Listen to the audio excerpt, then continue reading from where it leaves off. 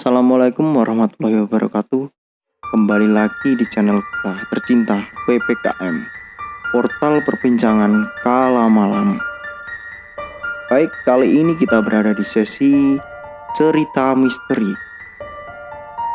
Kita akan membacakan cerita dari salah satu akun Twitter yang bernama Sang Penulis Malam 94. Untuk apa keseruan cerita ini?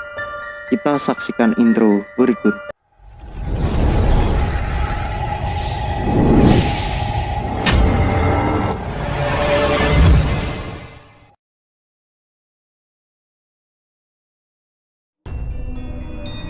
Cerita ini berjudul Tak Sengaja Menikah dengan Jin Perempuan. Pernikahan adalah hal yang sakral, karena dua insan manusia akan mengikatkan ikrar cintanya sehidup semati dengan disaksikan baik oleh wali keluarga sekaligus Tuhan Yang Maha Esa. Nah, kira-kira apa jadinya jika ternyata sebuah pernikahan yang suci dan dilakukan oleh dua insan manusia sejatinya malah tidak sengaja dilakukan oleh seorang manusia dan sesosok jin perempuan.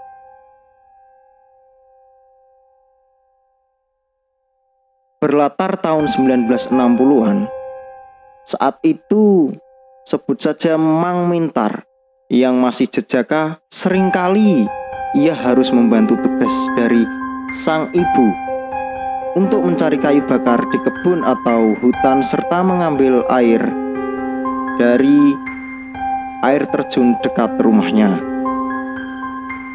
Di suatu pagi hari buta, ketika sedang melakukan aktivitasnya mencari kayu bakar di hutan, ia dikagetkan dengan sosok gadis cantik.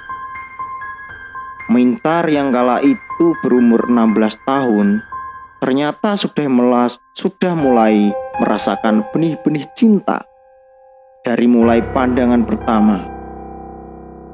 Ia sama sekali belum pernah melihat ada gadis yang secantik itu bak bidadari di hadapannya. Mintar yang terpana, ia langsung mendekati gadis itu dan mengajak berkenalan. Dari percakapan keduanya, diketahui jika wanita itu bernama Srintil. Srintil sendiri mengaku jika ia sedang mencari tumbuh-tumbuhan di hutan untuk dibuat menjadi jamu yang akan ia jual berkeliling kampung. Saat Mintar menanyakan di mana rumah Srintil, ia hanya tersenyum dan menggeleng.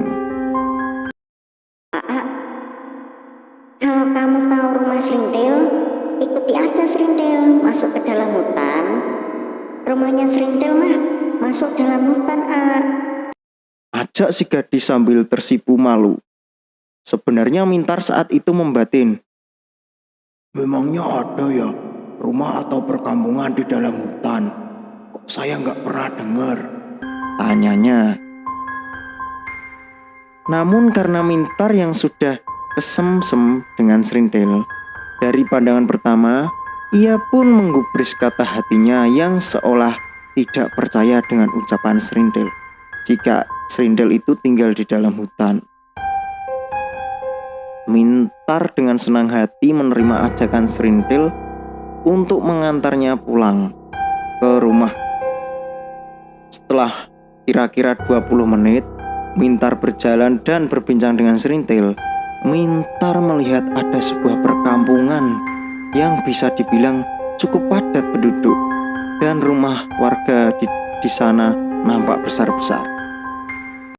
Ini loh kampungnya Srintil. Pasti belum pernah kesini kan? Tanyanya manja. Mintar hanya menggelengkan kepalanya dan matanya seperti takjub melihat ke setiap bagian perkampungan yang menurutnya bersih. Pasti bingung ya, kok bisa sih ada kampung di tengah hutan? Kampung ini dulu tuh dibangun sama tentara Belanda untuk tempat persembunyian dari Jepang. Beberapa warga Belanda mengajak menunggulah pribumi untuk bekerja roda supaya cepat menyelesaikan pembangunan rumah. Tetapi karena saat itu negara RI sudah keburu merdeka, akhirnya tentara Belanda memilih untuk pulang ke negaranya. Dan rumah-rumah yang kosong ditempatilah oleh para pribumi kemudian. Serintil lalu menunjukkan arah dengan telunjuk tangannya ke sebuah rumah yang besar. Itu rumah Serintil. Yuk masuk ke dalam rumah. Tunggu dulu anak muda. Jangan sembarangan kamu masuk ke rumahku. Bentak suara lelaki paruh baya menghentikan langkah Mintar. Si pria payubaya itu terlihat kulitnya berwarna gelap dengan postur tinggi besar. Untuk sesaat Mintar agak memenciut saat dihardik oleh seorang yang ternyata itu adalah ayah Serintil. Beruntung di saat suasana gaduh keluarlah pula ibu Serintil dari rumah yang nampak lebih tenang dan bersahaja. Kang, kenapa sih ada tamu bukannya disambut? Hargailah tamu yang sudah masuk di kampung ini, Kang. Ucap ibu Serintil dengan lembut. Tapi Bu, pria ini Belum selesai si ayah bercerita, Serintil yang malu dan kaget dengan respon tidak menyenangkan langsung menangis dan berlari dalam rumah. awas kamu, anak muda. Kalau sampai masuk ke dalam kampung ini, saya pastikan kamu tidak akan bisa pulang. Ucap ayah Serintil sambil masuk ke dalam rumah.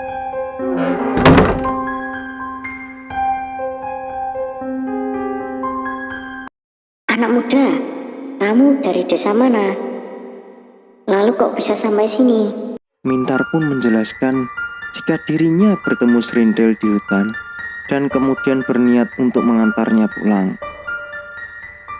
Mendengar penjelasan Mintar, ibu Serintil mengangguk-angguk dan menjawab jika Mintar seharusnya berhati-hati jika sudah memasuki daerah perkampungan ini.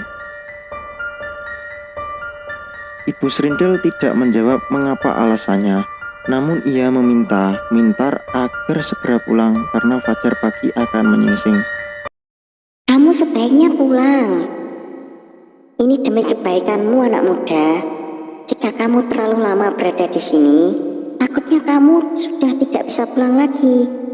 Ayo, segeralah berlari secepatnya dan jangan pernah menengok ke belakang sebelum kamu melewati sebuah pohon waru doyong.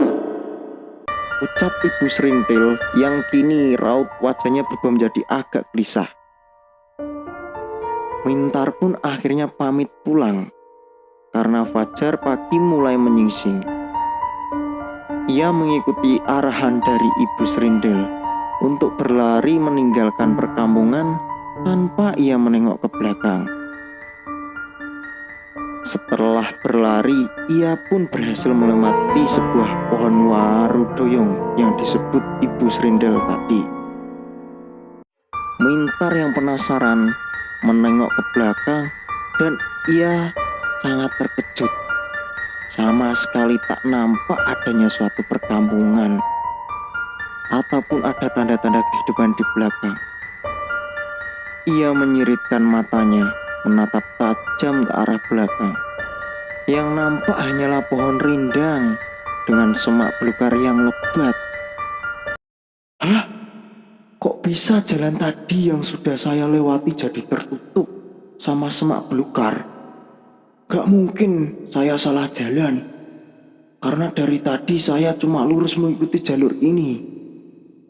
Mintar yang kebingungan memutuskan untuk langsung pulang karena pasti ibunya pun sudah menunggu Mintar di rumah. Sesampainya di rumah, ibu Mintar melihat ada gelagat yang tidak biasa dari raut wajah anaknya. Sang ibu merasa peka dengan kegundahan hati Mintar sepulang dari mencari kayu bakar. Mintar, kamu kenapa, Nak? Kok tumben kamu banyak melamun? Tanya si ibu dengan lemah lembut. Mintar hanya menggeleng kepala dan tidak menjawab pertanyaan sang ibu. Ya udah tuh, kalau begitu ibu mah cuma mau ngasih tahu aja. Kalau nggak baik orang banyak melamun itu. Takut-takut nanti gampang dimasuki sama yang tidak baik. Dari hari ke hari, perilaku Mintar menjadi sangat aneh.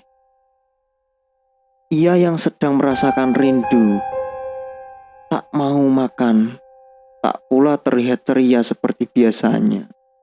Mintar hanya sesekali menyebutkan nama Srintil sambil melamun terduduk di palang pintu rumahnya. Di suatu pagi, ketika Mintar sedang mencari air di air terjun, Mintar dikagetkan dengan kemunculan Srintil yang tiba-tiba menutup mata Mintar dari belakang tubuhnya. Ayo tebak, ini suara siapa? Mintar teringat akan bau aroma tubuh dari Srintil, semerbak harum pandan ketika pertama kali berjumpa dengannya. Saat Mintar menengok, ia sangat terkejut jika tebakannya itu benar. Srintil, kamu kemana saja? Saya sepertinya sudah rindu. Srintil tiba-tiba raut wajahnya menjadi murung. Ia menceritakan apabila ayah dan ibunya tidak menyukai jika Srintil mempunyai hubungan dengan lelaki yang berbeda kampung dengannya. Di saat yang bersamaan, Srintil pun mengaku kepada Mintar jika sebenarnya ia bukanlah manusia. Namun, ia mengaku bahwa ia adalah jin penunggu hutan. Mintar sangat terkejut atas pengakuan Srintil, dan ia berkali-kali mencoba menepuk pipinya. Apa ini mimpi? Gak mungkin kalau kamu adalah jin. Kamu ini nyata, Srintil. Lihat, kakimu saja menapak ke tanah. Pakaianmu pun selayaknya manusia biasa. Srintil dengan lemah lembut mencoba menjelaskan jika itu adalah sebagai bentuk jelmaan manusia. Sebenarnya bentuk asli Srintil adalah penunggu hutan itu. Srintil merupakan bayangan yang tidak nyata. Mereka akan bisa terlihat kasat mata oleh manusia di saat-saat tertentu. Misalnya di tengah cahaya bulan purnama, malam satu suro, ataupun di setiap malam-malam kliwon. Seolah dibutakan oleh mata cinta, Mintar tak lagi memperdulikan asal-usul Srintil. Bahkan Mintar pun mengajak Srintil untuk ikut pulang ke rumahnya dan dikenalkan dengan keluarganya. Bu, ibu, lihat bu, Mintar membawa Srintil bu. Gadis yang membuat Mintar tergila-gila. Mintar, sebelum masuk rumah bukannya mengucapin assalamualaikum dulu? Jawab ayah Mintar dari dalam rumah. Mintar hanya tertawa kecil mendengar celetukan sang ayah. Ia merasa sangat bahagia bisa memperkenalkan pujaan hatinya kepada kedua orang tuanya. Atas dasar sikap lembut dan ramah Srintil, dengan mudah ia diterima oleh ayah dan ibu Mintar. Namun, ketika ayah Mintar menanyakan siapa asal-usul Srintil dan di mana rumahnya, ia agak tergagap dan berbohong jika Srintil merupakan gadis yang kebetulan lewat dari desa tetangga. Mintar pun mencoba mengalihkan pembicaraan sang ayah. Berkali-kali sang ayah menanyakan siapa ayah kandung Srintil. Sudahlah pak, kok bapak sebegitu penasarannya dengan latar belakang Srintil? Srintil kan anak baik-baik seperti apa yang bapak lihat. Ya pastinya Srintil pun dari keluarga yang baik kok pak. Di saat itu sebenarnya tak hanya ayah Mintar saja yang menaruh curiga. tetapi juga sang ibu. Namun, mereka tak mau mengganggu kebahagiaan sang anak. Mereka lebih memilih untuk diam dan tidak menanyakan kembali siapa asal-usul Srindel sejati Srindel. Singkat cerita, hubungan percintaan kedua semakin lama, semakin lengket saja. Srindel sering pula menampakkan wujudnya kepada Mintar di waktu-waktu yang sudah ditentukan. Bagi Mintar, Srindel tidak menjadi sebuah masalah jika hubungannya yang mereka bina adalah hubungan yang berbeda alam. Kedekatan mereka rupa-rupanya sudah sampai melampaui batas. Mintar dan Srindel pernah melakukan persetubuhan saat mereka di mabuk asmara. Saat itu Mintar sudah berjanji akan menikahi Srindel. Bagaimanapun caranya, walau harus ditentang oleh ayah dan ibu Srindel. Setelah melakukan hubungan terlarang itu, Srindel selama hampir 1 bulan tidak pernah menampakkan diri kepada Mintar. Mintar yang gelisah berkali-kali menunggu Srindel untuk datang menemuinya di tempat biasa Srindel menampakkan diri. Namun hasilnya nihil. Srindel tak pernah lagi muncul ke dalam kehidupan Mintar. Namun sekali waktu ia datang menemui Mintar lewat mimpi. Saat itu Mintar bermimpi jika Srindel menangis. Srindel ternyata sudah hamil anak Mintar, dan ia dilarang kembali ke dunia manusia oleh ayah dan ibunya Srindel. Mintar terus bersikukuh meminta agar Srindel tidak meninggalkan dan memberikan kesempatan supaya Mintar bisa bertemu dengan ibu serta ayah Srindel. "Srindel, izinkan saya untuk bertemu kedua orang tuamu," ucap Mintar sambil mengiba dalam mimpi. Baiklah, kalau tetap mau bersikukuh, namun apa siap menerima hal yang harus tanggung setelahnya? Tanyanya sambil terisak-isak tangis. Mintar mengangguk dan memeluk Srindel. Tak lama ia pun terbangun dari tidurnya dengan bercucuran peluh. Mintar langsung bergegas menerobos gelapnya malam dan berlari ke dalam hutan. Namun batin Mintar benar, sudah ada Srindel di sana yang menunggunya sambil terisak tangis. Mereka pun saling berpelukan dan melepas rindu. Ayo ikut Srindel ke rumah. Di sana sudah ditunggu oleh bapak dan ibu. Dengan nafas yang masih tersengal-senggak, kemudian Mintar dan Srindel tiba di rumah besar milik ayah Srindel. Di sana semua nampak tenang. Namun anehnya, setelah melewati pohon waru doyong, seketika pekatnya malam berubah. Malam itu berubah menjadi hari yang cerah. Ayo jangan melamun, cepat masuk ke dalam rumah, Ucap Srindel sambil menepuk pundak Mintar. Setibanya di rumah Srindel, benar saja Mintar sudah disambut oleh ayah dan ibu yang duduk di kursi kayu mewah.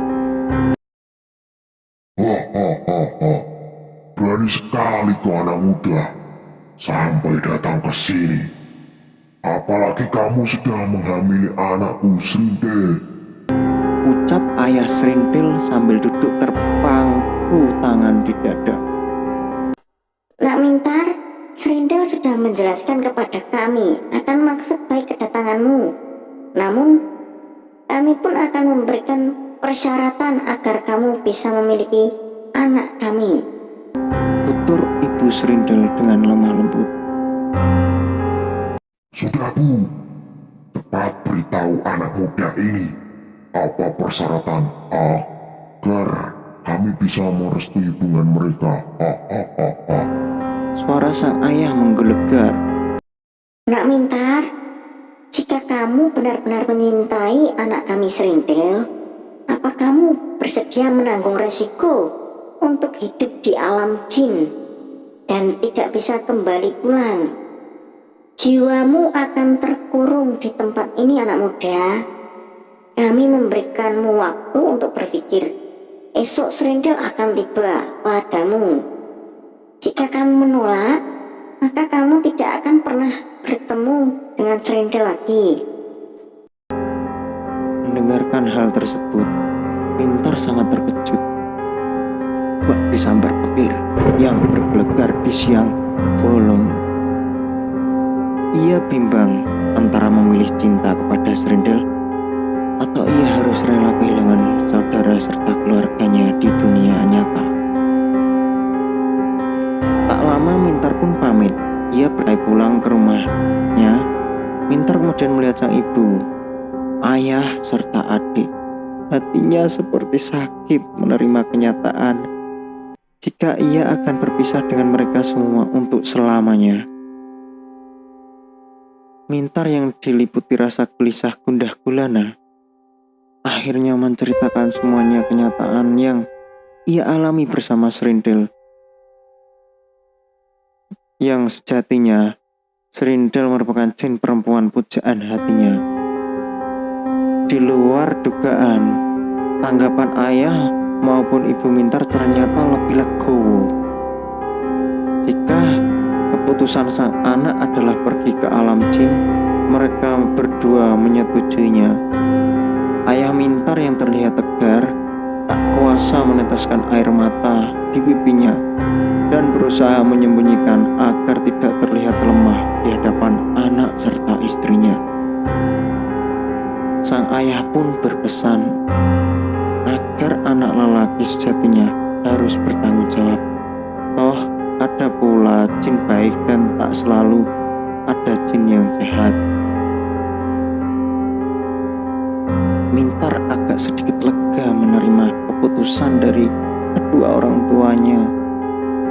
Di keesokan harinya, Mintar kemudian menemui Serindil di depan pohon waru doyong.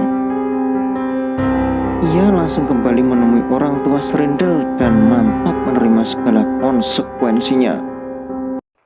Baiklah kalau begitu, di malam Jumat Kliwon akan ada sebuah hajat pernikahan besar yang akan kami gelar untuk merayakan pernikahan anakku Serindil dengan bangsa manusia. Silahkan kami berpamitan dengan kedua orang tuamu dahulu di dunia manusia, sebelum jiwamu akan terkurung di dunia kami. Sebagai bentuk ucapan perkenalan dari kami sekaligus menghormati orang tuamu, bawalah ini untuk orang tuamu. Sambung ayah Serindil seraya memberikan benda berukuran sedang di dalam kain putih. Mintar kemudian bergegas kembali pulang ke rumah untuk berpamitan yang terakhir kalinya kepada kedua orang tuanya. Sesampainya di rumah, Mintar langsung memberikan amanah dari calon mertua gaibnya. Dan setelah dibuka, ternyata itu adalah kumpulan emas dan perhiasan murni. Sulit diterima oleh nalar manusia. Memang hubungan kisah cinta berbeda dunia Mintar beserta Serindil, tetapi itulah yang sebenarnya terjadi. Karena di dunia yang luas ini, manusia berdampingan dengan alam jin. Kini, di hari yang ditunggu-tunggu oleh Mintar segera tiba. Bertepatan di malam Jumat Kliwon, ia berpamitan kepada sang ayah dan ibu, serta kakak perempuannya, Cicih, dan sang adik yang kala itu masih bayi, yaitu bernama Sri. Mintar berpesan untuk keluarga yang ditinggal lebih bisa legowo. Di akhir kisah ada banyak simpang siur cerita tentang Mintar. Karena ada beberapa warga yang Di sana yang mengaku pernah melihat Mintar ini sedang berjalan keliling kampung, namun dalam keadaan yang tidak waras.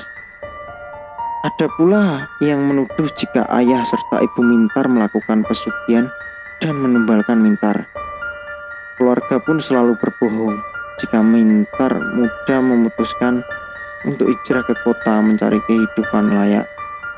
Tetapi tidak pernah ada yang tahu pasti hingga kini jasad Mintar sebenarnya. Wallahu alam.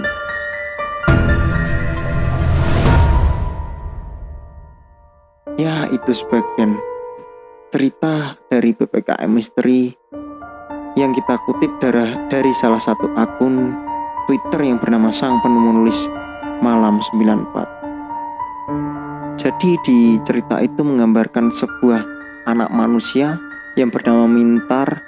Ia menikah dengan sosok bangsa lain, yaitu jin perempuan yang bernama Serintil.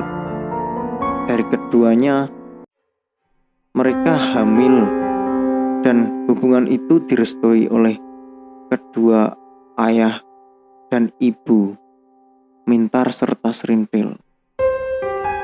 Untuk pemirsa yang ingin menceritakan atau berbagi cerita mistis misteri serta pengalaman kisah nyata, bisa kirim di DM IG PPKM Studio ataupun lewat email yang ada di deskripsi.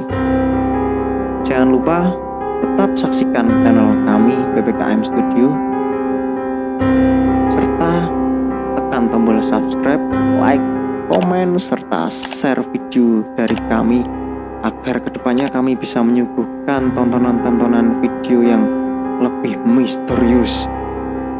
Oke, sekian dari kami. Salam PPKM. Wassalamualaikum warahmatullahi wabarakatuh.